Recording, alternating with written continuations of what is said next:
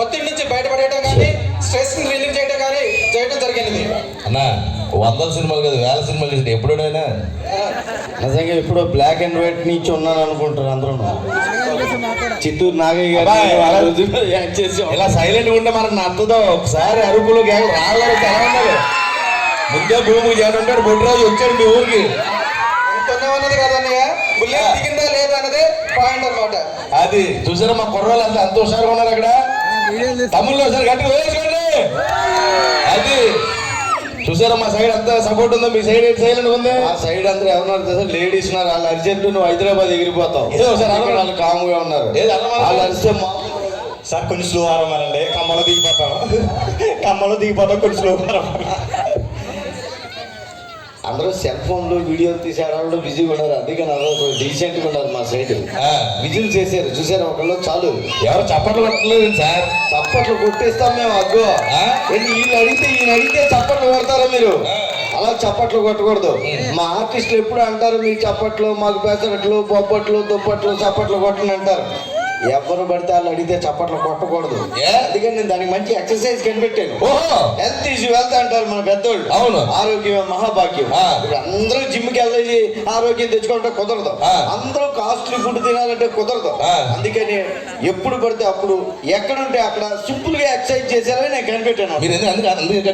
మామూలు ఉండవు. ఈ మధ్య రామ్దేవ్ బాబా గారికి కూడా నేర్పిస్తే ఆయన కన్నీళ్లు పెట్టుకుని నన్ను కౌగిలించుకున్నారు.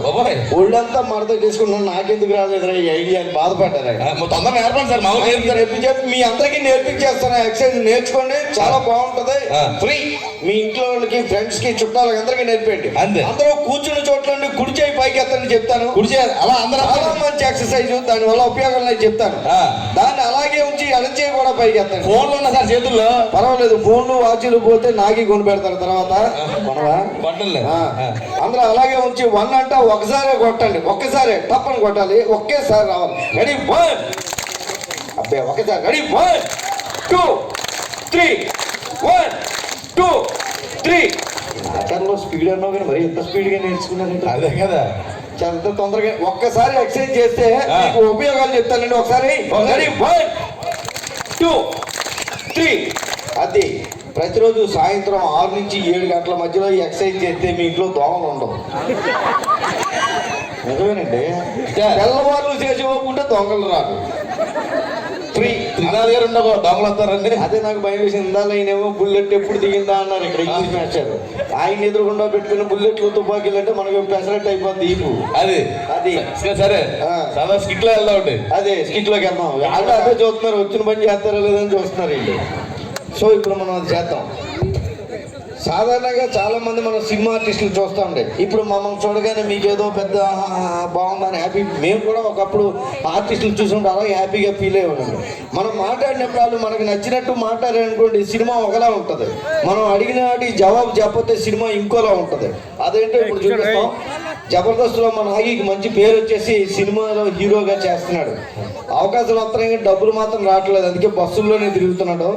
ఇప్పుడు ఇక్కడ నాచారం బస్ స్టాండ్లో నాగి బస్సు ఎక్కుతున్నాడు. పరిస్థితి ఎలా ఉందో చూద్దామండి. నేను కూడా బస్సు కోసం ఎదురు చూస్తున్నాను. సార్ ఆ షూటింగ్ వచ్చేస్తాను సార్. ఇక్కడ నాచారం టెంపుల్ దగ్గర ఉంది సార్. ఏం లేదు సార్, కార్ టైర్ పంచర్ అయింది సార్. సార్ వచ్చేస్తాను సార్, పంచర్ వచ్చేస్తాను సార్. Thank you sir. ఈ బస్సులో ఏంటో మీరే కదండి. ఎవరు? నాకు తెలుసు మీరే సార్. మీరు నాయ్యారు కదా, రాదు మీ గొంతు గుర్తు పట్టించారు సార్. గురుగారు ఒక్కసారి చెయ్యి తీరా. నేను తీయకూడదు. తీయకూడదయ్యా, జనాలు చూస్తారు సార్. తీయకూడదు.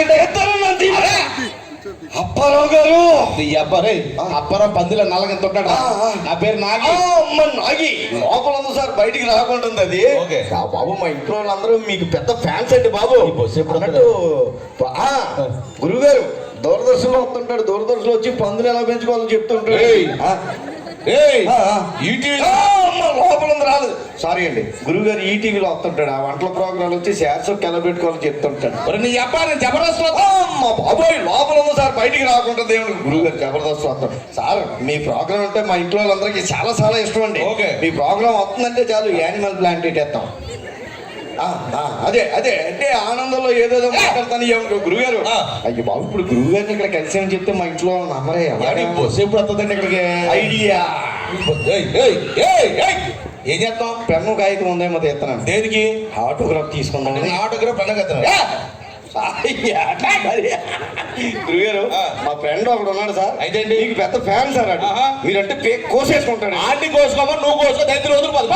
ఫ్యాన్ తో పది జోకులు వేస్తారు గురు. సార్ ఒకసారి బిజీగా ఉన్నానే. మీరు వెళ్ళిపోతారు. నాకే ఇక్కడ నా చేతిలో కనిపించినప్పుడు ఫోన్ చేయించాలని తేడా అంటాడు. మాకేం తెలుసు. ఈ బస్సు ఎప్పుడు వస్తుంది? సుబ్బరాజు చెప్పరా ఆడు ఉన్నాడు చూడ, టీవీలో వస్తుంటాడు. ఎవడాడు? మొఖం సిరాకు ఉంటుంది, ఆడం గ్యాసలు వేస్తుంటాడు.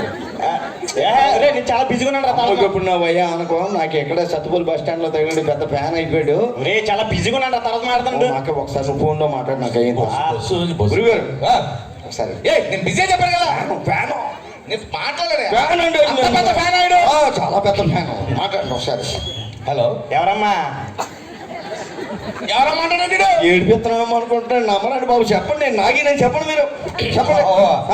భయ్యా నేను నాగిని మాట్లాడుతున్నాను. ఏం చేస్తుంటావు? ఏం చేస్తా? ఏడిపిస్తున్నాం అనుకుంటే చెప్పండి. టీవీలో చేస్తుంటాను చెప్పండి సార్. మీరు పెద్ద చిన్నపిల్లలుగా. భయ్యా నేను టీవీలో జబర్దస్త్ చేస్తాను భయ్యా. నేను టీవీలో ఎప్పుడు చూడలే, చాలా బిజీగా ఉంటాను. ఆ టీవీలు చూడకపోతే మీరు సినిమాలు చేశారు కదా, సినిమాలు చేస్తుంటే చెప్పండి అడుగుతుంది. భయ్యా నేను సినిమాలో కూడా చేస్తాను. మన లక్కీ భాస్కర్ రన్నింగ్ లో మ్యాట్ ఇవన్నీ రే ఉన్నాయి. కొడుకు అన్నం తింటున్నావా గడ్డి తిన్నావు? నీ టీవీలో చూడంటే సినిమాలు అంటే వింటారు. దరిద్ర పెదవా కాళ్ళు ఎరగొట్టి అతను ఏమనుకున్నావు? కొడుకు అన్నం తిన్నావు, గడ్డి తిన్నావు. ఇంకొకసారి ఫోన్ చేసావు అనుకో, ఫోన్ చేస్తాను. బాగా మాట్లాడండి. 200 ఏంట్రా? అంటే లాస్ట్ లో అలాగే అంటాడండి. జనాలకు ఇష్టం అన్నాడు. బలవంతుడు బాబు. అరే సుబ్బరాజు, ఫోన్ ఇచ్చేది. అరే సుబ్బరాజు, సార్ చాలా హ్యాపీగా వీలేడు. రాత్రి మన ఇద్దరిని భోజనానికి వచ్చామన్నాడు రా. వంటనా గురుగారు? మన నెంబర్ చెప్పండి సార్. ఏంట్రా? మీ నెంబర్ చెప్పండి సార్.